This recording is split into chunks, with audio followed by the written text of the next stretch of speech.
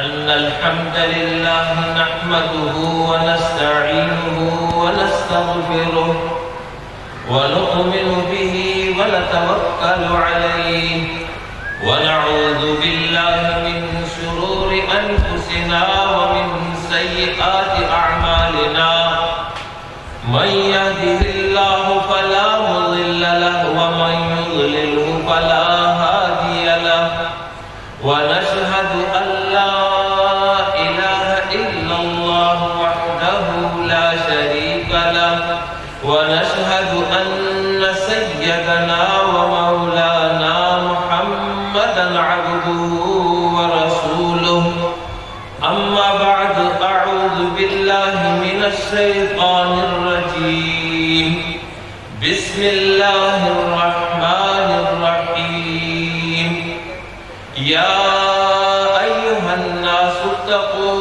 ربكم الذي خلقكم من نفس واحدة وخلق منها زوجها وبث منهما رجالا كثيرا ونساء واتقوا الله الذي تساءلون به والأرحام إن الله كان عليكم رقيبا صدق الله مولانا العظيم رب اشرح لي صدري ويسر لي أمري واحلل عقدة من لساني يفقهوا قولي أما بعد محفل قرآن و سنت کا تیسرا دن اور تیسرا موضوع مثالی اسلامی گھرانہ، اس عنوان کے تحت خاندان کی اہمیت اور اس کی ضرورت، خاندان کے افراد کی ذمہ داریاں، موجودہ چیلنجز، اس سے نمٹنے کا طریقہ، یہ آج کے نکات ہیں۔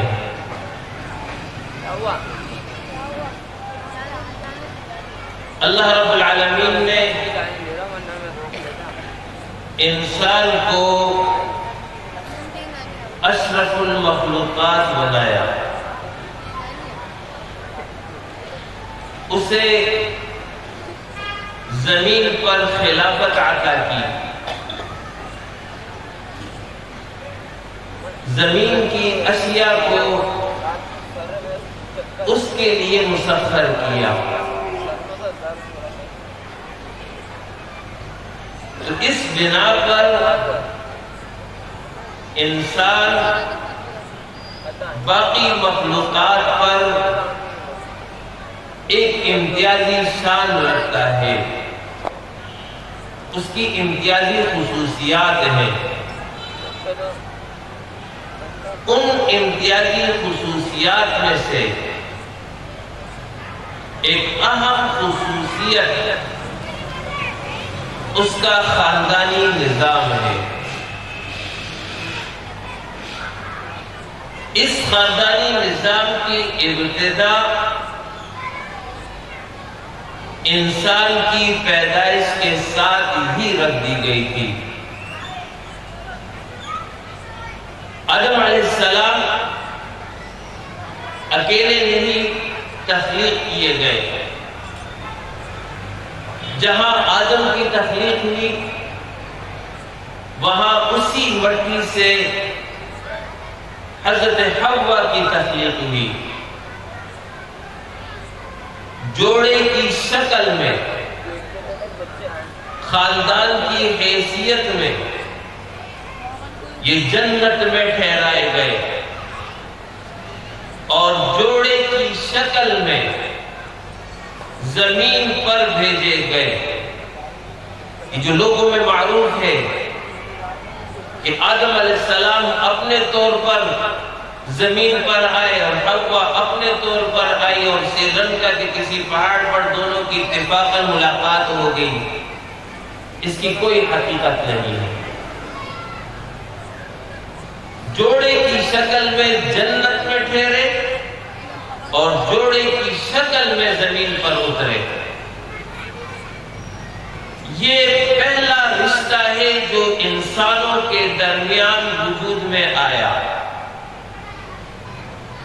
باقی تمام رشتے، ماں باپ کا رشتہ، اولاد کا رشتہ، بہن بھائیوں کا رشتہ، دیگر اعزہ کا رشتہ، یہ بعد میں وجود میں آیا ہے۔ پہلا رشتہ میاں بیوی کا ہے جو وجود میں آیا ہے، اور اسے الہامی رشتہ کہتے ہیں، یعنی یہ وہ رشتہ ہے جسے اللہ رب العالمین نے ابتداءً اس کی جو ہے تخلیق کے ساتھ ہی اس کو بنا دیا تھا۔ دنیا سے جانے کے بعد اگر میاں بیوی دونوں مؤمن ہوئے، دونوں جنتی ہوئے، تو جنت میں بھی دونوں ساتھ رہیں گے۔ انسان اپنے وجود میں، اپنی زندگی گزارنے میں اور زندگی کی تکمیل کے بعد یعنی موت کے بعد تینوں مراحل میں دیگر انسانوں کا محتاج ہے۔ اپنے وجود میں ماں باپ کا، بچپن میں ماں باپ کی تربیت کا، ان کی پرورش کا، اور جیسے جیسے اس کی عمر بڑھتی چلی جائے اسی حساب سے اسے دوسرے انسانوں کا تعاون درکار ہوتا ہے۔ اسے گھر چاہیے، اسے خاندان چاہیے، اسے دوست اور سہیلیاں چاہیے، اسے برادری چاہیے، اسے قوم چاہیے، اسے اجتماعیت چاہیے۔ اس کے بغیر دنیا میں وقت نہیں بسر کر سکتا، اور جب وہ مر جائے تو مرنے کے بعد بھی اس کی تدفین اس میں بھی وہ دوسرے انسانوں کا محتاج ہوتا ہے۔ انسان اگر دنیا میں خیر کا کام کرے اور چاہے تو شر کا کام کرے، دونوں صورتوں میں دیگر انسانوں کے تعاون کی اسے ضرورت رہے گی۔ خیر اور نیکی کے حوالے سے سب سے بڑی مثال محمد الرسول اللہ صلی اللہ علیہ وسلم کی میں آپ کو دے رہا ہوں۔ جب آپ پر پہلی وحی نازل ہوئی، اس کے بعد آپ گھر تشریف لاتے ہیں، آپ کی طبیعت میں انقباض ہے، بے چینی اور اضطراب ہے۔ آپ نے اپنی اہلیہ محترمہ کو پورا واقعہ سنایا اور پھر فرمایا خشیت علی نفسی، مجھے اپنی جان کا خطرہ ہے۔ اس موقع پر ام المؤمنین حضرت خدیجہ الکبریٰ رضی اللہ عنہا نے ان کو تسلی دی، ان کی ڈھارس باندھی۔ ہرگز نہیں، خدا کی قسم، اللہ آپ کو کبھی ضائع نہیں کرے گا۔ آپ تو یتیم پرور ہیں، آپ تو غریبوں کے لیے کماتے ہیں، بے کسوں کا بوجھ اٹھاتے ہیں، مہمان نواز ہیں، مصیبت میں حق کا ساتھ دیتے ہیں، ایسے انسان کو، ایسی شخصیت کو اللہ کبھی ضائع نہیں کرے گا۔ تسلی دی، ہمت باندھی، حوصلہ دیا، اور پھر اس کے بعد جب آپ نے کھلے عام دعوت کا آغاز کیا، مشرکین مکہ نے آپ کے خلاف ایک طوفان بدتمیزی کھڑا کر دیا، پروپیگنڈا کیا گیا، آپ کو پریشان کیا گیا۔ آپ گھر تشریف لاتے اور ان مشرکوں کے ان تمام کرتوت کو حضرت خدیجہ الکبریٰ رضی اللہ عنہا سے بیان کرتے کہ میری اس قوم کو کیا ہو گیا ہے جو میری تکذیب کر رہی ہے۔ اس موقع پر حضرت خدیجہ الکبریٰ رضی اللہ عنہا مشرکین کے ان تمام حرکات کو آپ صلی اللہ علیہ وسلم کے سامنے اس انداز میں بیان کر لیتے کہ جیسے کوئی معمولی سی بات ہے، اور ساتھ ہی عرض کرتی اللہ کے رسول، کیا دنیا میں کوئی ایسا پیغمبر آیا ہے جس کی تکذیب نہ کی گئی ہو، جس کے خلاف پروپیگنڈا نہ کیا گیا ہو؟ اس طرح آپ کو حوصلہ دیتی، آپ کی ہمت مضبوط کرتی۔ یہ وہ خاتون ہے جس نے سب سے پہلے ایمان قبول کیا اور اپنے پورے مال کو اپنے شوہر کے مشن پہ لگا دیا۔ خواتین میں دین کا کام، خواتین میں دعوت کا کام حضرت خدیجہ الکبریٰ رضی اللہ عنہا ادا کرتی رہی، اپنے شوہر کے مشن کو اپنی زندگی کا مشن بنا لیا۔ اسی طرح حضرت ام سلمہ رضی اللہ عنہا، یہ بھی ام المؤمنین ہے، صلح حدیبیہ ہو جانے کے بعد اس وقت مسلمان رنجیدہ تھے اس صلح پر کہ یہ صلح کیوں ہو رہی ہے، اس میں جو شرائط ہیں اس میں ہم کو کمزور دکھایا جا رہا ہے، لیکن اللہ کے حکم کے تحت وہ صلح ہو گیا۔ اس وقت یہ عمرے کی ادائیگی کے لیے نکلے تھے، تو ان میں سے جن کے پاس قربانی کا جانور تھا جو عمرے کی ادائیگی کی تکمیل پر حرم میں ذبح ہونا تھا، آپ صلی اللہ علیہ وسلم نے حکم دیا کہ اپنے اپنے جانور ذبح کر دو اسی مقام پر، آگے عمرے کے لیے ہم نہیں جا رہے ہیں معاہدے کی روح سے۔ لیکن ایک صحابی بھی اپنی جگہ سے نہیں اٹھا۔ آپ صلی اللہ علیہ وسلم اپنے حجرے میں تشریف لاتے ہیں، حضرت ام سلمہ رضی اللہ عنہا سے ذکر کیا کہ میرے صحابہ میری بات کو نہیں سن رہے ہیں۔ اس موقع پر دیکھیے ایک خاتون اپنے شوہر کو کیا مشورہ دے رہی ہے۔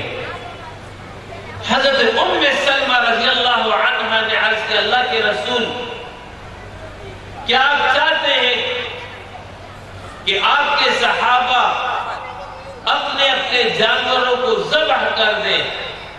تو پھر ایسا کیجئے کہ باہر تشریف لے جائے، کسی سے کچھ نہ کہیں، اپنا جانور آپ خود ذبح کر دیں اور سر کے بال منڈوا دیں، صرف یہ عمل کر لیں۔ اس مشورے پر نبی اکرم صلی اللہ علیہ وسلم باہر تشریف لاتے ہیں، اپنا جانور ذبح کیا اور سر کے بال منڈوا دیے۔ جب صحابہ نے یہ منظر دیکھا کہ رسول اللہ صلی اللہ علیہ وسلم نے اپنا جانور ذبح کر دیا ہے، سر کے بال منڈوا دیے، تو پھر کوئی صحابی اپنی جگہ بیٹھا نہیں رہا، بلکہ آگے بڑھ کر کے اپنے اپنے جانور ذبح کرتے رہے اور ایک دوسرے کے سر کے بال منڈواتے رہے۔ یہ مشورہ ایک خاتون نے دیا۔ تو یہ خاندان کی اہمیت ہے۔ اسی طریقے سے جب آپ صلی اللہ علیہ وسلم نے دعوت توحید کا آغاز کیا تو آپ کے چچا ابو طالب نے آپ کی سرپرستی کی اور آپ کی حفاظت کرتے رہے۔ تو باہر کی دنیا میں ابو طالب اور گھر کے دائرے میں حضرت خدیجہ الکبریٰ رضی اللہ عنہا یہ آپ کو حوصلہ دیتی، آپ کی ہمت بڑھتی۔ یہ دو شخصیات جب رخصت ہو گئی تو اس سال کو ایک ہی سال میں دونوں شخصیات رخصت ہوئی، تو آپ صلی اللہ علیہ وسلم نے اس سال کو غم کا سال قرار دیا، اور پھر اس کے بعد ہی آپ طائف گئے، اس کے بعد ہی پھر ہجرت کا واقعہ ہوا۔ تو اس سے آپ اندازہ لگا لیجیے کہ خاندان، افراد کا تعاون کس قدر ضروری ہوتا ہے۔ آپ صلی اللہ علیہ وسلم کو قرآن میں اللہ نے فرمایا کہ اپنی قوم سے یہ کہو کہ اگر تم ایمان نہیں قبول کرتے تو تمہاری مرضی ہے، اور میں تم سے اس دعوت کے کام پر کسی اجر کا طلبگار نہیں ہوں۔ ہاں الا المودۃ فی القربى، کم سے کم قرابت کی جو محبت ہوتی ہے اس کا تمہیں پاس اور لحاظ رکھنا چاہیے۔ میں تمہارے خاندان کا فرد ہوں، تمہاری قوم کا فرد ہوں، تمہاری برادری سے تعلق رکھتا ہوں، تو کم از کم اس کا لحاظ اور پاس تو تمہیں ہونا چاہیے۔ یہ تو وہ نیکی کی مثال تھی جو میں نے دے دی۔ برائی میں بھی آج آپ اپنے معاشرے پر نظر کر لیں، آج آپ کے معاشرے کے اندر جو برائیاں پھیل رہی ہیں، یہ افراد باقاعدہ ایک جتھے کی شکل میں کام کر رہے ہوتے ہیں، ایک گینگ کی شکل میں کام کر رہے ہوتے ہیں، ان کے پیچھے ایک پوری ٹیم ہوتی ہے، اس کے بغیر یہ کام نہیں ہو سکتا۔ لہذا نیکی کا کام ہو، شر کا کام ہو، دونوں صورتوں میں افراد کا تعاون انسان کے لیے ضروری ہے۔ لہذا خاندان کی اہمیت اسی سے واضح ہو جاتی ہے کہ خاندان کے افراد معاون ہوتے ہیں۔ جب انسان پر غم کا وقت ہوتا ہے، جب انسان پر خوشی کا وقت ہوتا ہے، دونوں وقتوں میں خاندان کے افراد اس کے ساتھ ہوتے ہیں۔ بچہ بیمار ہو، ماں قریب ہوتی ہے، باپ قریب ہوتا ہے، ماں بیمار ہو، بیٹا اور بیٹی قریب ہوتے ہیں، بیوی بیمار ہو، شوہر قریب ہوتا ہے، شوہر بیمار ہو، بیوی اس کی تیمارداری کر رہی ہوتی ہے۔ اس لیے جب اس کی یہ اہمیت ہے کہ انسان محتاج ہے افراد کے تعاون کا، اللہ رب العالمین نے خاندان کو مستحکم رکھنے کی تعلیم دی ہے، خاندانوں کو بنانے اور اس کو استحکام بخشنے کے حوالے سے تعلیمات دی ہیں۔ اس حوالے سے نکاح کا حکم دیا کہ نکاح کرو، خاندان بناؤ۔ اللہ رب العالمین کو خلافت ارضی کے لیے جس قسم کے افراد کی ضرورت ہے وہ افراد جس ماحول میں تیار ہوں گے اسی کو خاندان کہتے ہیں۔ بچے کی شخصیت اور اس کی پرورش، اس کی نشو و نما، اس کے لیے ضروری ہے کہ خاندان موجود ہو، ماں باپ ہو، بہن بھائی ہو، چچا ہو، ماموں ہو، خالہ ہو، پھوپھی ہو، دادا ہو، دادی ہو، نانا ہو، نانی ہو۔ تو جب یہ افراد موجود ہوتے ہیں تو یہ اپنے اپنے دائرے میں بچے کی پرورش اور اس کی تربیت میں، اس کے نشو و نما میں اپنا رول اور اپنا کردار ادا کر رہے ہوتے ہیں۔ اس کی مثال ایسی ہے کہ جیسے شہد بغیر چھتے کے ممکن نہیں ہے، شہد اسی وقت حاصل ہوگا جب چھتا ہوگا، اگر چھتا ہی نہیں ہے تو شہد بھی نہیں حاصل ہو سکتا۔ تو اسی طریقے سے جس قسم کے انسان خلافت ارضی کے لیے مطلوب ہے، جو مستقبل کے معمار ہو، جو مستقبل کا نظام سنبھال سکے، اس کے لیے ایک مستحکم مضبوط خاندان کا وجود ضروری ہے۔ یہاں تک تو آپ نے اس کی اہمیت کو سمجھ لیا۔ اب خاندان کی ضرورت موجودہ صورتحال میں اس کو سمجھ لیجئے۔ ہمارا ازلی دشمن شیطان ابلیس ہے۔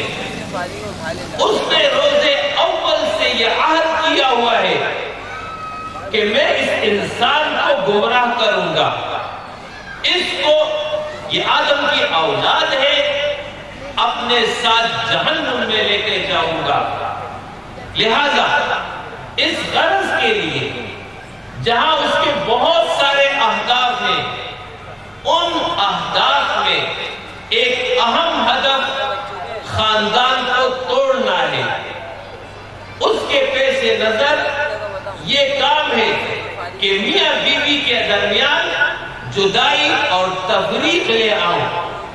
آپ نے وہ حدیث سنی ہوگی کہ نبی اکرم صلی اللہ علیہ وسلم نے فرمایا کہ شیطان نے سمندر پر اپنا تخت لگایا، لوگ اپنے چیلوں سے کارگزاری معلوم کی، مختلف چیلے مختلف کارگزاریاں پیش کرتے رہے۔ ایک چیلے نے کہا آج میں نے میاں بیوی میں جدائی ڈال دی۔ شیطان اس کو شاباشی دیتا ہے، اصل کام تم نے کیا۔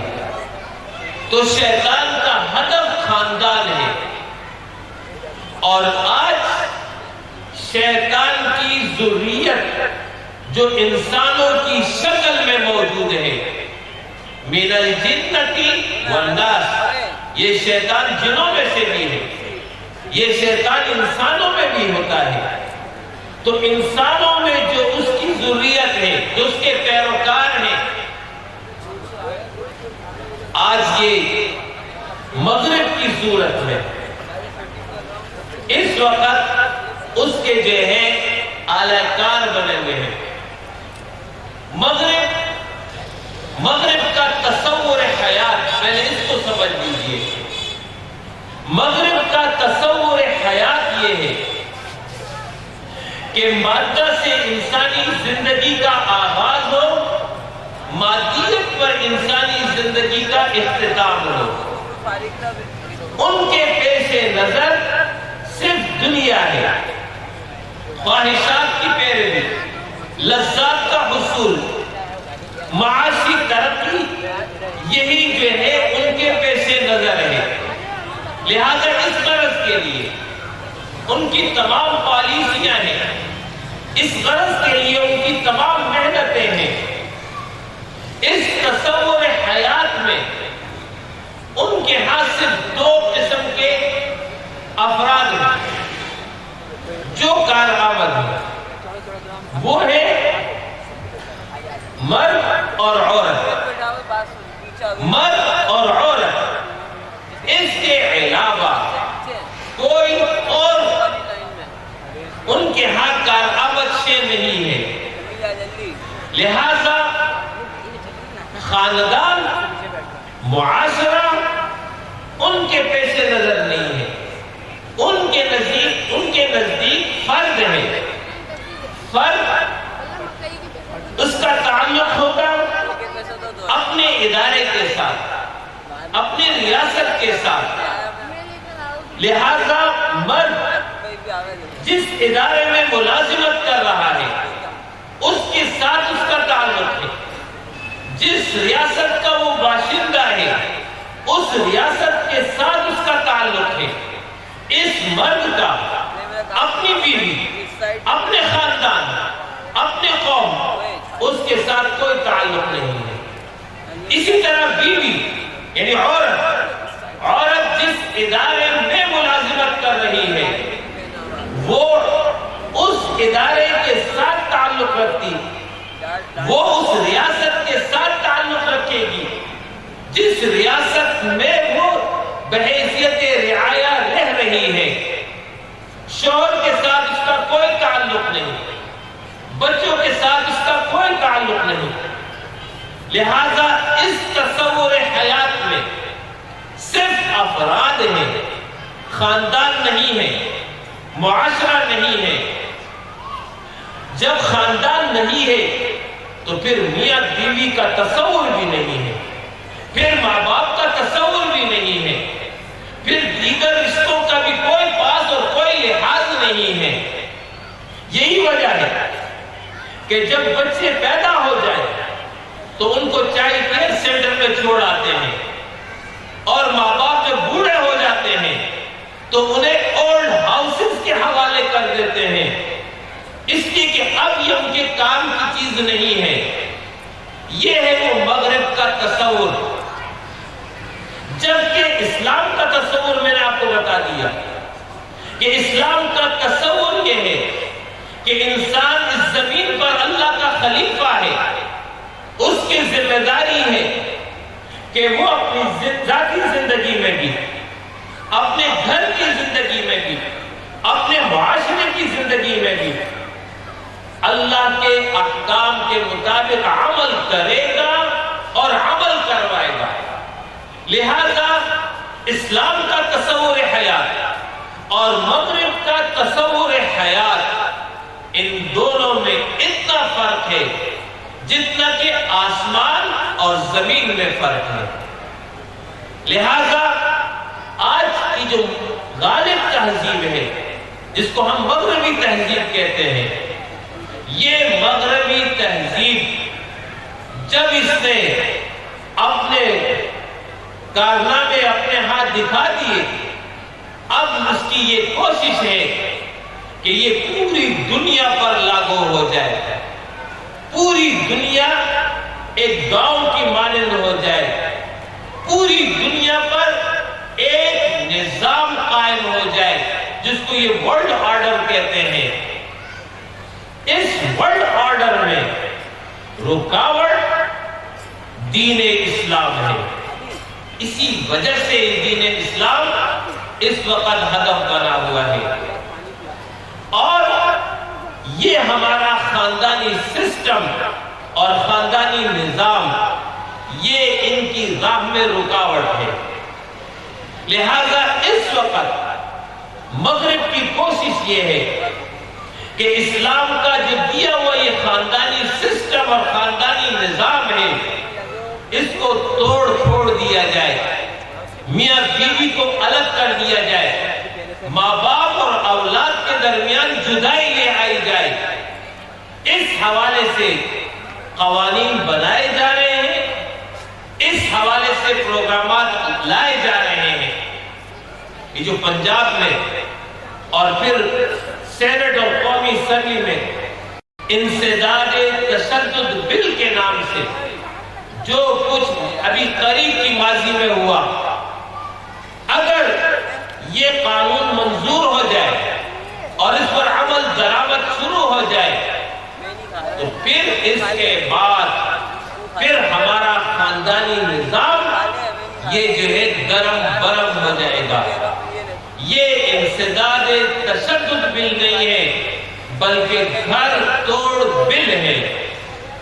اس میں ایسی شکیں موجود ہیں کہ اگر بیوی کو شکایت پیدا ہو گئی، وہ اپنے شوہر کے خلاف جا کر کے تھانے میں FIR کٹوائے اور پھر اس کے بعد شوہر گرفتار ہوگا، شوہر عدالت سے سزا پائے گا، سزا پانے کے نتیجے میں بیوی سے وہ الگ رہے گا اور پھر اس کے بعد اس کو رہائی ملے گی، تو پھر مجھے جواب دیجئے کہ جس شوہر کو بیوی نے اس طرح سزا دی ہو، کیا وہ شوہر اس بیوی کے ساتھ بقیہ زندگی گزارے گا؟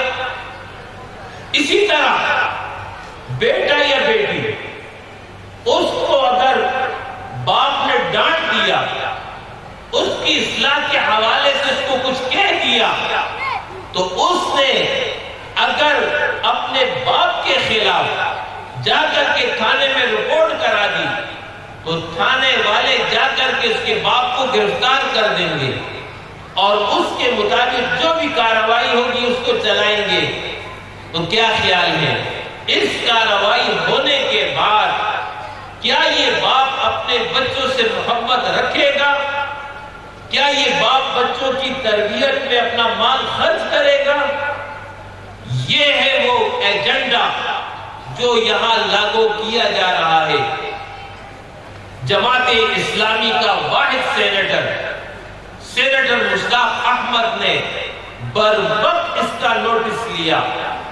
الحمدللہ اس کی وجہ سے اور باہر علماء نے اور دینی قوتوں نے جب اس کے خلاف آواز بلند کی تو یہ بل منظوری سے رہ گیا۔ یہ میں نے آپ کو تھوڑا سا ایک خاکہ بتا دیا کہ اس وقت مغرب کی کیا پالیسیاں ہیں، ان کا کیا ایجنڈا ہے۔ لہذا اس وقت ضرورت اس بات کی ہے کہ ہم اس خاندانی نظام کی اہمیت کو سمجھیں اور اس کو مستحکم رکھیں۔ گو کہ مغرب کے اس غالب تہذیب کے مقابلے کے لیے ضرورت ہے ایک اسلامی حکومت کی، جس کا ذکر میں نے کل تفصیل کے ساتھ آپ کے سامنے کیا۔ ایک اسلامی حکومت ہی اس کا مقابلہ کر سکتی ہے، لیکن جب تک اسلامی حکومت قائم نہیں ہوتی ہے تو پھر آخری چارہ کار کے طور پر ہم میں سے ہر فرد کے پاس جو سہولت موجود ہے اس کو بروئے کار لاتے ہوئے اس آزمائش سے، ان فتنوں سے، ان طوفانوں سے اپنوں کو محفوظ رکھنا ہوگا۔ اور اس کے لیے آخری مورچہ جو اس غالب تہذیب کے خلاف میدان عمل میں ہوگا، وہ آخری مورچہ ہمارا خاندانی سسٹم ہوگا۔ اگر یہ خاندانی نظام موجود رہا، مستحکم اور مضبوط رہا، تب تو ہم اس غالب تہذیب کا مقابلہ کر پائیں گے۔ اور اگر یہ خاندانی نظام ختم ہو گیا تو پھر یاد رکھیے نہ ایمان محفوظ رہے گا، نہ اخلاق محفوظ رہیں گے اور نہ ہی ہماری نئی نسل محفوظ رہ پائے گی۔ لہذا ضرورت اس بات کی ہے کہ ہم اپنے خاندانی نظام کو مستحکم اور مضبوط کریں۔ اب اس بات کو بھی سمجھ لیجئے، اسلام کا تصور خاندان میاں بیوی دو بچے نہیں ہیں۔ اسلام کا تصور خاندان یہ ہے میاں بیوی، اولاد، میاں بیوی کے ماں باپ، میاں بیوی کی بہن بھائی، برادری، آگے بچے جب بڑے ہو جائے تو ان کی شادیاں ہو جائیں تو اس کی وجہ سے جو نئے رشتے وجود میں آئے، ان سب پر مشتمل خاندان یہ ہے اسلام کا تصور خاندان. اس کو آپ قوم بھی کہہ سکتے ہیں، اس کو آپ قبیلہ بھی کہہ سکتے ہیں، اس کو آپ برادری بھی کہہ سکتے ہیں. یہ قوم، قبیلہ، برادری اور خاندان، اس کو مستحکم بنانا اور مستحکم رکھنا خلافت عرضی کے لیے بھی ضروری ہے، زندگی گزارنے کے لیے بھی ضروری ہے. اور اس وقت جو موجودہ چیلنجز ہمیں درپیش ہیں، اس سے نبر و آزما ہونے کے لیے بھی ان کا ہونا ضروری ہے. مجھے بتایا گیا کہ اس آبادی میں بہت سارے برادریاں موجود ہیں. مجھے بہت خوشی ہوئی کہ الحمدللہ کہ ہمارے ہاں یہ برادری سسٹم موجود ہے. لہذا آج میں اہل محلہ سے گزارش کروں گا کہ اپنے اس برادری سسٹم کو مضبوط رکھیں، اپنے رشتوں کا پاس اور لحاظ رکھیں، بڑوں کا احترام کریں، چھوٹوں پر شفقت کریں، ایک دوسرے کے معاون اور مددگار بنے، ایک دوسرے کے خیر خواہ بنے، نیکی کے کام میں ایک دوسرے کے ساتھ تعاون کریں. اس طریقے سے آپ کی یہ برادری سسٹم مضبوط رہے گی، تبھی ہم جو ہے ان مغرب کے چیلنجز کا مقابلہ کر سکیں گے. یہ تھی دوسری بات جو میں نے آپ کے سامنے عرض کر دی، ضرورت اور اہمیت اور موجودہ چیلنجز. اب اس کے بعد تیسری بات ہے کہ اسلام نے اس خاندانی نظام کو مستحکم رکھنے کے لیے کیا تعلیمات اور ہدایات دی ہیں. خاندان کا اول اور آغاز میاں بیوی کے رشتے سے ہوتا ہے اور پھر اس کے بعد باقی رشتے ہیں. لہذا میں اسی ترتیب کے مطابق یہ نکات آپ کے سامنے رکھوں گا. دین کی تعلیم یہ ہے کہ نکاح کرو، گھر بناؤ، گھر بساؤ. لہذا ایک لڑکا اور لڑکی، مرد اور عورت، یہ جو ہے نکاح کے ذریعے ایک نئے خاندان کو وجود بخشتے ہیں. نکاح معاہدہ عمری کا نام ہے، یعنی میاں بیوی کی حیثیت سے دونوں اس بات کا معاہدہ کرتے ہیں کہ ہم عمر بھر ساتھ رہیں گے، ایک دوسرے کے حقوق ادا کریں گے، غم اور خوشی، راحت و تکلیف، ہر حال میں ایک دوسرے کا ساتھ دیں گے. اس کو کہتے ہیں معاہدہ عمری. جب نکاح ہو جاتا ہے تو نکاح ہونے کے بعد قرآن نے اس رشتے کو جو تشبیہ دی ہے ایک بلیغ انداز میں اس کو بیان کیا، وہ یہ کہ ہن لباس لکم وانتم لباس لہن، کہ میاں بیوی دونوں ایک دوسرے کے لیے بمنزلہ لباس ہیں. اس سے بہترین تشبیہ اور نہیں ہو سکتی ہے. جس طرح کپڑا اپنے جسم کو چھپا کر کے رکھتا ہے، اس کے عیب پر پردہ رکھتا ہے، اسی طرح اب جب میاں بیوی کی حیثیت سے ان دو افراد کی زندگی شروع ہو گئی تو زندگی کے مختلف مراحل میں دونوں پر ایک دوسرے کی کمزوریاں ظاہر ہوں گی، ایک دوسرے کے عیب سے باخبر ہوں گے. قرآن کی تعلیم یہ ہے کہ اس پر پردہ رکھو گے، ایک دوسرے کے عیب کو لوگوں کے سامنے مت بیان کرو گے، اس کو جو ہے ویک پوائنٹ کے طور پر نہیں رکھو گے کہ مجھے اپنی بیوی کا عیب پتہ چل گیا تو اس کو بتا دیا کہ تمہارا یہ عیب ہے، میں فلاں کو بتا دوں گا، تمہاری ماں کو بتا دوں گا، تمہارے باپ کو بتا دوں گا. اس طرح اس کو خوف زدہ رکھے اور اس ڈر کی وجہ سے وہ جو ہے وہ کام کرے جو اس کے لیے کرنا دشوار ہو جائے. اس طرح کا رویہ نہ ہو. یہی حال بیوی کا ہے کہ اگر بیوی اپنے شوہر کی کسی عیب پر مطلع ہو جائے تو اس کو ہتھیار کے طور پر پر نہ استعمال کریں کہ میں اس کو جو ہے تمہارے خلاف استعمال کروں، نہیں، بلکہ حکم یہ ہے ایک دوسرے کے عیب پر پردہ رکھو گے۔ دوسری وجہ تشبیہ یہ ہے کہ کپڑے اور جسم کے درمیان تیسری کوئی شے حائل نہیں ہوتی ہے، اسی طرح میاں بیوی کے معاملات میں تیسرا کوئی فرد حائل نہیں ہوگا، نہ بیوی کی ماں، نہ شوہر کی ماں، نہ بیوی کا باپ، نہ شوہر کا باپ، نہ ہی کوئی اور رشتے، بلکہ میاں بیوی کی مرضی ہے جس طرح چاہے ہم اپنی زندگی گزار لیں۔ آج ہمارے خاندانوں میں جو بگاڑ پیدا ہو رہا ہے اس کا ایک اہم سبب یہ ہے کہ بیوی کی ماں یا شوہر کی ماں کا ان کے تعلقات میں دخل اندازی دینا ہے، اور اس کی وجہ سے پھر فساد رونما ہوتا ہے۔ لہذا جس طرح جسم اور کپڑے کے درمیان کوئی تیسرا حائل نہیں، میاں بیوی کے تعلقات میں بھی تیسرا کوئی حائل نہیں ہوگا۔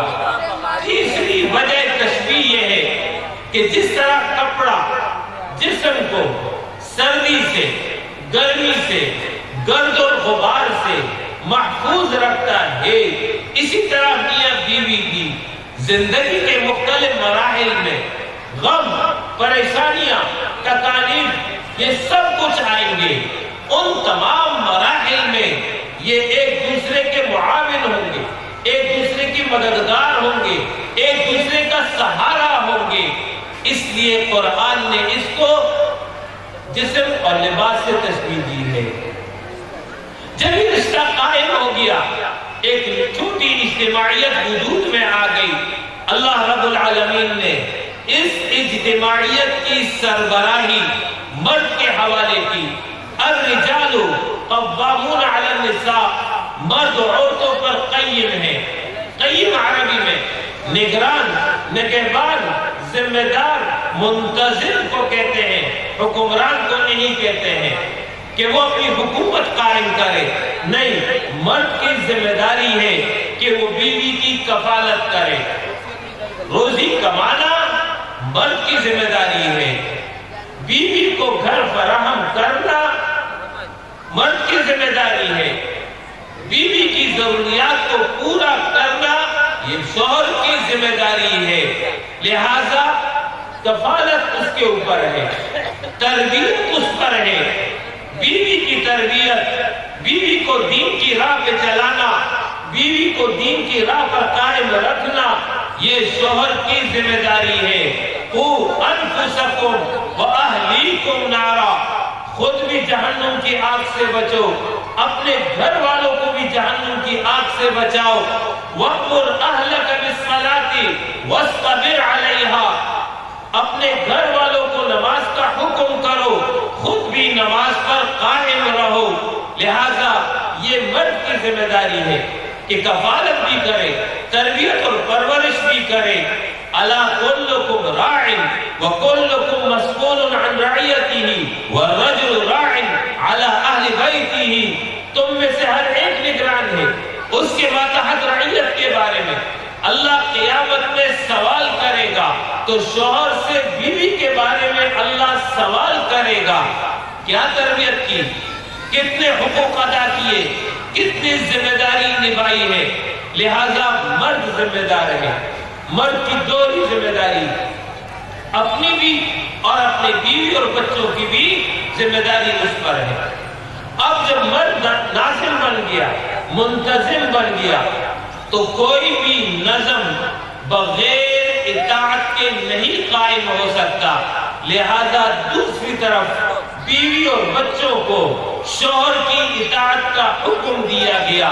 اس حوالے سے رسول اللہ صلی اللہ علیہ وسلم نے فرمایا، اللہ کے سوا کسی اور کے سامنے سجدہ جائز ہوتا، بیوی کو حکم کرتا کہ اپنے شوہر کو سجدہ کرے۔ آپ صلی اللہ علیہ وسلم نے فرمایا، جو خاتون اس حال میں دنیا سے رخصت ہوئی کہ اس کا شوہر اس سے راضی رہا، وہ جنت میں جائے گی۔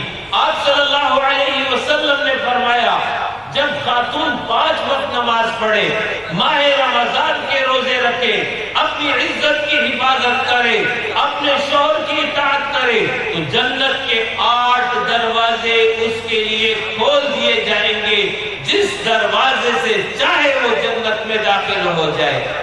ان تمام احادیث کا خلاصہ یہ ہے کہ بیوی شوہر کی اطاعت کرے، بیوی شوہر کی رضا کے مطابق عمل کرے تو اس کے لیے جنت کا وعدہ ہے۔ دوسری جانب بیوی کے حقوق شوہر پر، اس حوالے سے قرآن مجید میں اللہ رب العالمین نے ارشاد فرمایا وَعَاشِرُوهُنَّ بِالْمَعْرُوفِ، اپنی بیویوں کے ساتھ معروف اور بھلے طریقے کے مطابق زندگی گزارو، بیجا سختی نہ کرو، ڈانٹ ڈپٹ نہ کرو، نہیں بلکہ معروف اور بھلے طریقے کے مطابق، شرافت اور انسانیت کے مطابق زندگی گزارو، یہ قرآن نے بتا دیا۔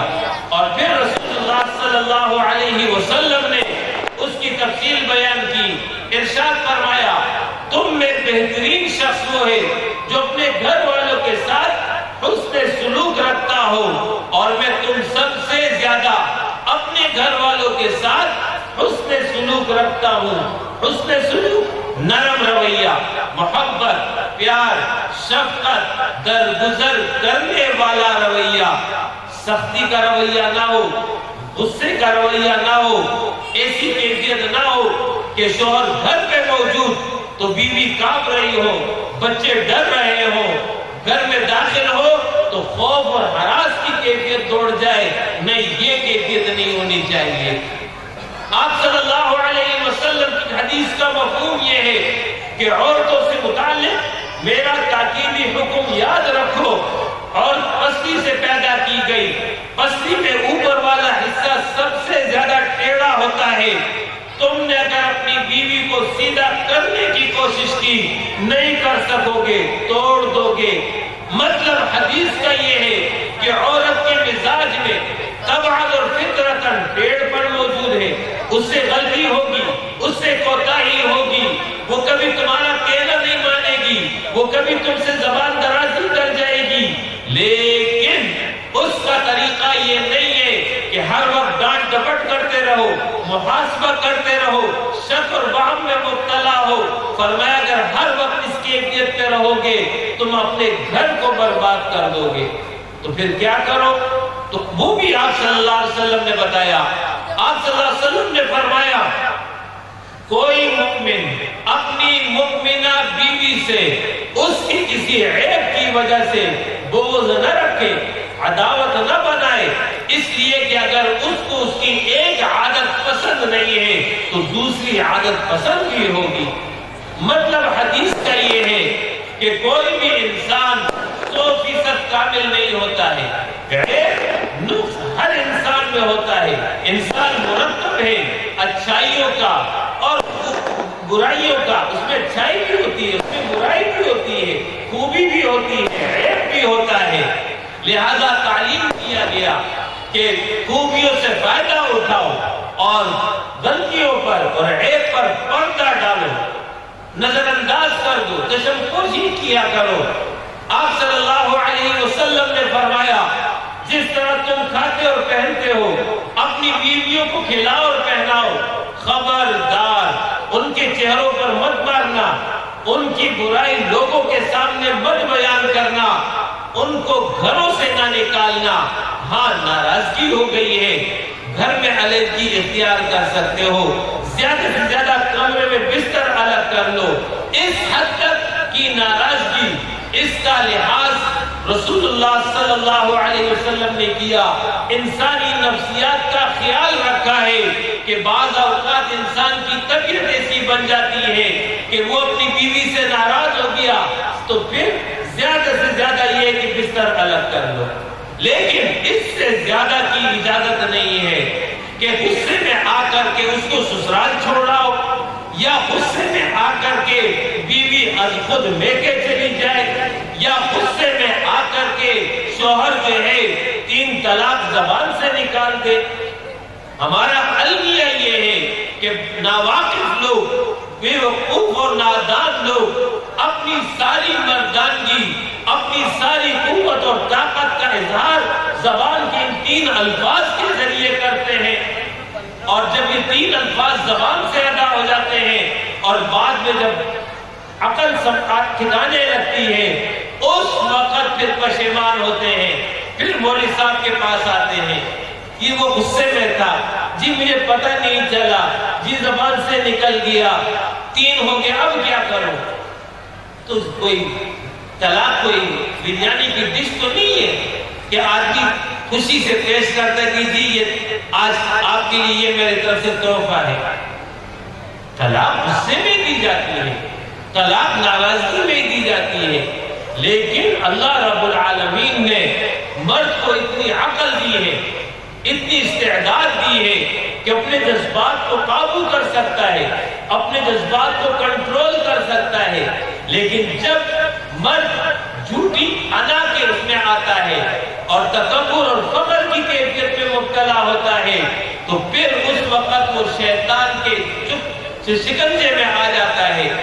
لہذا آپ صلی اللہ علیہ وسلم کی تعلیم یہ ہے کہ گھروں سے اپنی بیویوں کو نہیں نکالو گے، بیٹے نہیں بھیجو گے، نہ خود وہ سسرال چلی جائے، اس لیے کہ بعد میں پھر ضد اور انا آڑے آتی ہے، اور پھر اس کے نتیجے میں خاندانوں میں انتشار اور اختلاف بڑھتا ہے، نتیجہ طلاق کی صورت میں بھی نکل آتا ہے۔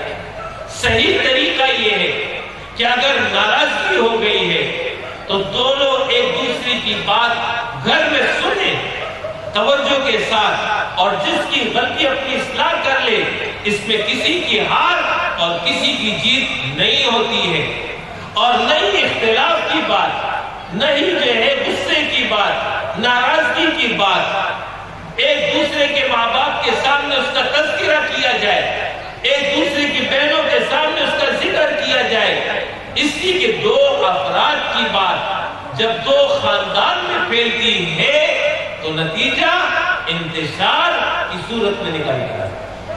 یہ ہے آپ صلی اللہ علیہ وسلم کی تعلیمات۔ خاندان کو مستحکم رکھنے کے لیے، مضبوط رکھنے کے لیے، مثالی گھرانہ بنانے کے لیے 3 امور کی پابندی میاں بیوی کو کرنا چاہیے۔ نمبر 1، دونوں جو ہے تقوی کا خیال کریں۔ تقوی یہ ہے کہ دونوں اس بات کا احساس رکھیں کہ ہم اللہ کے قانون کے تحت، یعنی قانون نکاح کے تحت اس بندھن میں بندھے ہوئے ہیں، ہم دونوں پر اللہ کی جانب سے حقوق عائد ہیں۔ اس معاملے میں اگر کوتاہی کریں گے تو ہو سکتا ہے کہ دنیا میں کوئی احتساب نہ ہو، دنیا میں پکڑ نہ ہو، لیکن اللہ سب کچھ دیکھ رہا ہے، اس کے علم میں سب کچھ ہے، لہذا یہ ہے تقوی۔ دوسرا ہے عدل۔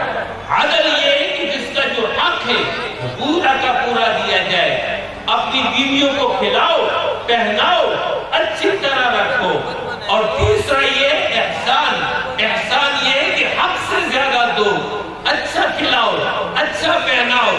رسول اللہ صلی اللہ علیہ وسلم نے فرمایا بہترین دینار وہ ہے جو تم اپنے گھر والوں پر خرچ کرو۔ آپ صلی اللہ علیہ وسلم نے فرمایا جو لقمہ تم اپنی بیوی کے منہ میں رکھتے ہو، فرمایا اس پر بھی تمہیں اجر ملے گا۔ لہذا یہ 3 کام ہے، تقوی، عدل، احسان۔ جب ان 3 باتوں پر عمل ہوگا اس کے نتیجے میں خاندان مستحکم ہوگا۔ بہو کی حیثیت سے اگرچہ ساس کی خدمت اس پر لازم نہیں ہے، سسر کی خدمت اس پر لازم نہیں ہے، لیکن احسان کا تقاضا یہ ہے کہ بہو اپنی ساس کی خدمت کرے، بہو اپنی سسر کی خدمت کرے، اپنے نندوں کے ساتھ اچھا رویہ رکھے۔ خدمت کے ذریعے ہی لوگوں کے دلوں کو جیتا جا سکتا ہے، یہ ہے احسان۔ لہذا تقوی، عدل، احسان، ان 3 باتوں پر عمل ہوگا۔ قرآن نے اس کا نتیجہ بیان کیا، لِتَسْكُنُوا إِلَيْهَا وَجَعَلَ بَيْنَكُمْ مَوَدَّةً وَرَحْمَةً۔ اللہ نے یہ رشتے اس لیے بنائے تاکہ تم اپنی بیویوں سے سکون حاصل کرو، اور تمہارے درمیان میں نے الفت اور محبت رکھ دی ہے، یعنی اس کے نتیجے میں پھر محبت پیدا ہوتی ہے، گھروں میں سکون آتا ہے، گھر جنت کا نمونہ بنتا ہے۔ میاں بیوی اپنے معاملات کو درست رکھنے کے لیے، اپنے تعلقات کو درست رکھنے کے لیے 3 امور کو لازماً اختیار کریں۔ نمبر 1، دونوں ایک دوسرے پر مکمل اعتماد رکھیں۔ نمبر 2، دونوں ایک دوسرے کا مکمل احترام کریں۔ نمبر 3، گھر کے معاملات باہمی مشاورت سے طے کریں۔ ان 3 باتوں پر اگر عمل ہوگا تو پھر کبھی نزاع اور کبھی جھگڑا نہیں پیدا ہوگا۔ یہ وہ رشتہ ہے کہ اس کے نتیجے میں جو محبت اور سکون حاصل ہوتا ہے وہ دنیا کے کسی جوڑے اور کسی رشتے میں نہیں ہے۔ اور اسی بات کو رسول اللہ صلی اللہ علیہ وسلم نے ایک حدیث میں اس طرح بیان کیا، لم نرا للمتحابین مثل النکاح، ہم نے 2 باہم محبت کرنے والوں کے لیے نکاح سے بہترین دوسری کوئی چیز نہیں دیکھی۔ یعنی جس طرح الفت اور محبت میاں بیوی میں ہوتی ہے، اس طرح کی الفت اور محبت دنیا کے کسی جوڑے اور کسی رشتے میں نہیں ہے۔ یہ تھے میاں بیوی کے حوالے سے بنیادی تعلیمات کہ جس کے نتیجے میں استحکام خاندان آتا ہے۔ اب میں افراد کی ذمہ داریوں کے حوالے سے ترتیب بار بیان کرتا جا رہا ہوں۔ نمبر 1، بحیثیت شوہر اس کی ذمہ داری ہے اپنی بیوی کے ساتھ حسن سلوک کا رویہ رکھے، اس کی دلجوئی کرے، اس کی ضرورت کو پورا کرے اور استطاعت کی حد تک شرعی حدود کا پاس اور لحاظ رکھتے ہوئے اپنی بیوی کو باہر بھی لے جا سکتا ہے، سیر و تفریح بھی کرا سکتا ہے۔ یہ جو ہے شوہر کی ذمہ داری ہے۔ اسی طریقے سے شوہر بیوی کے جو ماں باپ ہیں ان کے ساتھ حسن سلوک کا رویہ رکھے۔ انہوں نے اپنی بیٹی اس کی نکاح میں دی ہے، لہذا ان کی تعظیم کرنا، ان کا احترام کرنا، ان کے ساتھ اچھا رویہ رکھنا یہ شوہر کی ذمہ داری ہے۔ اور اگر کبھی ساس نے سسر نے کچھ کہہ بھی دیا تو اس کو نظر انداز کر دے۔ دوسری جانب بیوی ہے، بیوی کی ذمہ داری یہ ہے کہ اپنے شوہر کے ساتھ اچھا رویہ رکھے، خدمت کا رویہ رکھے، اور اگر کبھی شوہر سے کوئی شکایت پیدا بھی ہو جائے تو پھر شکایت کا اظہار شکایت کی صورت میں نہ کرے، بلکہ شکایت کا اظہار کبھی دوسرے موقع پر شکوے کے انداز میں کر لے۔ اس کے نتیجے میں شوہر اپنی اصلاح کر لے گا، شوہر کی اطاعت کرے، شوہر کی رضا کے مطابق عمل کرے، شوہر کی ضرورتوں کا لحاظ رکھے، شوہر کی خدمت کرے۔ اس کے نتیجے میں اسے جنت ملے گی، رب کی رضا ملے گی۔ اور اسی طریقے سے شوہر کی ماں کو اپنی ماں سمجھے۔ اگر ساس نے کبھی کچھ کہہ بھی دیا تو پھر اس کو اللہ کے لیے معاف کر دے، صبر کے ذریعے، خدمت کے ذریعے وہ جو ہے اپنے گھر کو مستحکم اور مضبوط بنائے۔ ایک عورت اپنے گھر کو مضبوط بھی بنا سکتی ہے اپنے رویے اور کردار کے ذریعے، اور اپنے گھر کو تباہ بھی کر سکتی ہے اپنے رویے اور کردار کے ذریعے۔ لہذا عورت بیوی کی ذمہ داری یہ ہے کہ شوہر کے گھر کو جوڑ کے رکھنا، اس کے ماں باپ کی خدمت کرنا، یہ احسان کے درجے میں کرے، انشاءاللہ تعالی اسے جنت حاصل ہوگی، اسے رب کی رضا حاصل ہوگی۔ اور اگر بڑوں نے کچھ کہہ بھی دیا تو صبر کا رویہ رکھے، اللہ کے لیے معاف کر دے۔ یہ جو ہے ذمہ داری ہے بیوی کی حیثیت سے۔ پھر یہی بیوی جب ماں بنتی ہے تو ماں کی حیثیت سے پھر اپنے بچوں کی تربیت اس کی ذمہ داری ہے۔ بچوں کو اولین تربیت ماں ہی دیتی ہے، لہذا اگر بیٹی ہے تو بیٹی کی اچھی پرورش کرے، اچھی تربیت کرے، اور جب وہ بولنے پر آ جائے، چاہے لڑکا ہو چاہے لڑکی ہو، دونوں حالتوں میں کلمہ توحید اس کی زبان سے جاری کروائے، اور جو عمر بڑھتی چلی جائے اسی حساب سے اس کی ذہنی نشو و نما کے مطابق اس کی تربیت کرے، اس کو صحابہ کے واقعات، انبیاء کے واقعات یہ سناتی رہے، اچھے اچھے قصوں کے ذریعے اس کی ذہن سازی میں کردار ادا کرے۔ ماں اگر نیک ہوگی اولاد بھی نیک ہوگی، لہذا ماں پر لازم ہے کہ 5 وقت نماز باقاعدگی کے ساتھ ادا کرے۔ جب وہ 5 وقت کے ساتھ باقاعدگی کے ساتھ نماز ادا کرے گی، اس کا اثر بچے لیں گے۔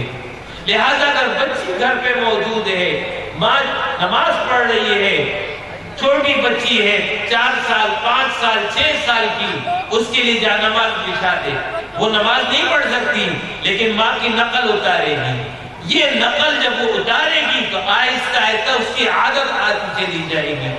جو عمر اس کی بڑھتی چلی جائے، اسکارف کا عادی بنائے، پردے کا عادی بنائے، وہ کہ اس کے اوپر پردہ نہیں ہے لیکن شروع سے اگر اس کا اہتمام کیا گیا تو جب پردہ واجب ہوگا، لازم ہوگا تو اس کی عادت بن چکی ہوگی۔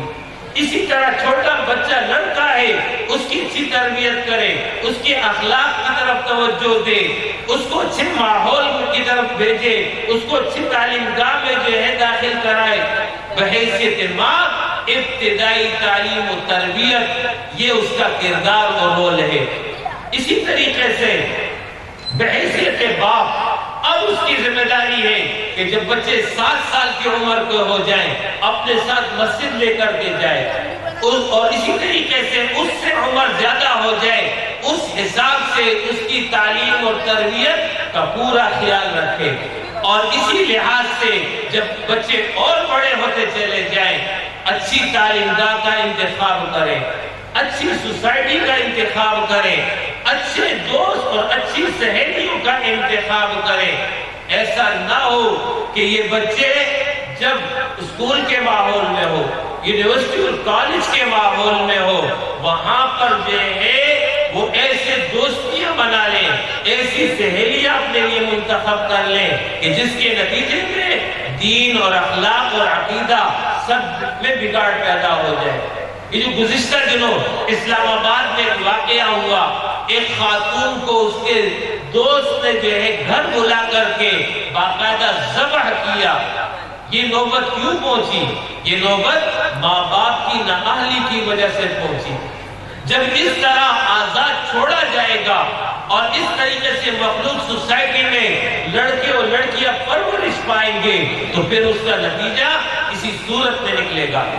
لہذا اپنے اولاد کو اچھی تعلیم اور تربیت دینا ماں کی بھی ذمہ داری ہے، باپ کی بھی ذمہ داری ہے۔ اس بارے میں قیامت میں اللہ سوال کرے گا، تم نے اپنے بچوں کو کیا کھلایا، کیا پلایا، ان کی کیا تربیت کی؟ یہ اللہ کی امانت ہوتی ہے اور اللہ اپنے امانت کے بارے میں سوال کرے گا۔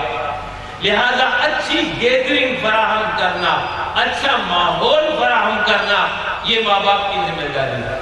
اور اگر وہ کہیں غلط ماحول کی طرف جا رہے ہیں تو ان کو ڈانٹنا، ان کو روکنا، ان کو جو ہے ان کی اصلاح کرنا یہ ذمہ داری ہے۔ یہاں تک تو میں نے میاں بیوی اور ماں باپ کا رول اور کردار بیان کر دیا۔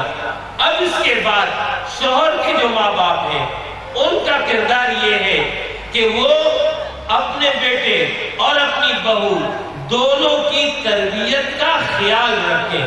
ہاں، ان کے خانگی معاملات میں مداخلت نہ کریں لیکن ان کی عمومی تربیت کا خیال کریں، اور اگر کبھی بہو سے غلطی ہو جائے تو درگزر اور نظر انداز کر دیں۔ ہمارے ہاں غلط رویہ ہے، جب ہم بہو کو گھر لے آتے ہیں شادی کرا کر کے، ہفتہ 10 دن 15 دن گزرتے ہیں تو اس کے بعد پھر جو ہے بہو کے ساتھ رویہ تبدیل ہو جاتا ہے، اس کو تانے دیے جاتے ہیں اور اس کو جو ہے ماں باپ کے حوالے سے کوسا جاتا ہے۔ یہ رویہ ہمارے دین کا نہیں ہے، یہ ہمارے پیغمبر کا طریقہ نہیں ہے، بلکہ ایک حدیث میں سنا دیتا ہوں جس میں جانبین کے حوالے سے ہدایت ہے۔ آپ صلی اللہ علیہ وسلم نے فرمایا وہ شخص ہم میں سے نہیں ہے جو بڑوں کا احترام نہ کرے، جو چھوٹوں پر شفقت نہ کرے۔ لہذا میاں بیوی کی ذمہ داری یہ ہے کہ دونوں کے ماں باپ، دونوں طرف کے جو ماں باپ ہیں ان کی عزت، ان کا احترام کرے، اور بڑے یعنی جو شوہر کے ماں باپ ہیں یا بیوی کے جو ماں باپ ہیں ان کی ذمہ داری یہ ہے کہ وہ چھوٹوں پر شفقت کرے، چھوٹوں کے ساتھ رحمت کا رویہ رکھیں۔ اس طریقے سے اگر ہم کریں گے تو اس کے نتیجے میں گھروں میں خوشیاں پیدا ہوں گی، گھروں میں تعلقات مضبوط ہوں گے۔ اسی طریقے سے گھر کے جو باقی افراد ہیں، شوہر کے بھائی ہیں، شوہر کی بہنیں ہیں یا بیوی کی بہنیں اور بھائیاں، یہ جتنے بھی افراد ہیں، اور جو خاندانی سسٹم جس کا میں نے شروع میں آپ کو حوالہ دیا، برادری کا میں نے ذکر کیا، ان میں سے تمام افراد کی یہ ذمہ داری ہے باہم ایک دوسرے سے محبت کا رویہ رکھیں، ایک دوسرے کے خیر خواہ بن جائے، ایک دوسرے کے ہمدرد بن جائے، ایک دوسرے کے غم اور خوشی میں شریک ہو جائیں، ایک دوسرے کے ساتھ تعاون کریں۔ ایک زیادہ مالدار ہے، دوسرا غریب ہے، تو جو مالدار ہے وہ غریب پر اپنا مال خرچ کرے، اس طرح باہمی تعاون کریں۔ اسی طرح انصاف کا رویہ رکھیں، اپنا حق دوسرے کے حق میں چھوڑ دیں، اپنے حق سے دستبردار ہو جائیں، اپنے پر دوسرے کو ترجیح دے دیں۔ تو ایثار کے ذریعے اور باہمی محبت اور تعاون کے ذریعے انشاءاللہ تعالی خاندان بھی مضبوط ہوگا، برادری بھی مضبوط ہوگی۔ خاندان اور برادری کو نقصان پہنچانے والے عوامل غیبت ہے، بدگمانی ہے، تجسس ہے، دوسرے کے عیب کو تلاش کرنا ہے، دوسرے کے خلاف غلط بات پھیلانا ہے، ان تمام عیوبات سے جو کسی بھی اجتماعیت کو نقصان دیتے ہیں، خاندان کے افراد کو، برادری کے افراد کو بھی ان تمام عیوبات سے محفوظ رکھنا ہے۔ اب آخری بات کی طرف آ رہا ہوں، اپنے گھر کو اسلامی ماحول بنانا یہ آپ کی ذمہ داری ہے۔ اسلامی ماحول بنانے کے لیے طریقہ یہ ہے کہ گھر پر خواتین نماز کی پابندی کریں، گھر پر جو ہے اللہ اس کی رسول کی تعلیمات کا ذکر ہونا چاہیے۔ میری گزارش یہ ہے روزانہ کی بنیاد پر آپ گھر میں جو ہے قرآن کا مطالعہ کریں۔